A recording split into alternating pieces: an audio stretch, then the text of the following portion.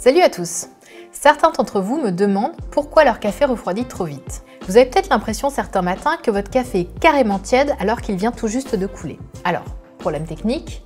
Est-ce que la température maximale de votre machine n'est pas à la hauteur de vos attentes? Aujourd'hui, je vais vous en dire un peu plus. Traditionnellement, on dit qu'un bon expresso est extrait à une température comprise entre 88 et 96 degrés.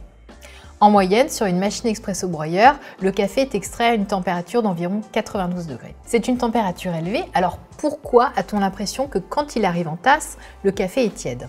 Avez-vous déjà entendu parler du choc thermique? Alors, imaginez un petit peu. Vous vous réveillez un matin, vous allumez votre machine et vous sortez une tasse du placard. En tout cas, moi, c'est ce que je fais. Votre machine va monter en température pour réaliser son extraction à 92 degrés. Mais votre tasse, à quelle température est-elle? Eh bien, votre tasse, elle est à température ambiante, soit entre 19 et 21 degrés. Donc, vous allez faire couler un café extrait à 92 degrés dans une tasse qui est à 19 degrés. Donc, effectivement, votre café va automatiquement refroidir. C'est ce qu'on appelle le choc thermique.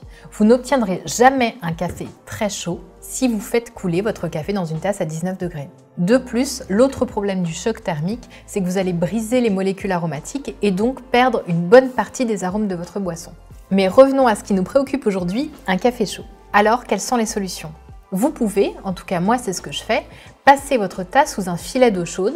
Cela va éviter donc un choc thermique violent et ça va réchauffer doucement votre tasse. Autre solution, vous pouvez choisir une machine à café qui dispose d'un chauffe-tasse actif avec des résistances ou alors vous équiper d'un chauffe-tasse à part. Par contre, cette solution va prendre un peu plus de temps qu'un filet d'eau chaude. Attention toutefois avec le chauffe-tasse, je vous conseille de placer votre tasse bord vers le haut pour éviter de vous brûler les lèvres au moment de la dégustation.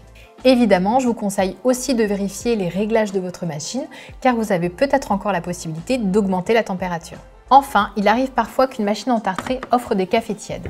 Je vous conseille donc de bien entretenir votre machine pour conserver une température optimale. Voilà, j'espère que cette vidéo vous aura aidé.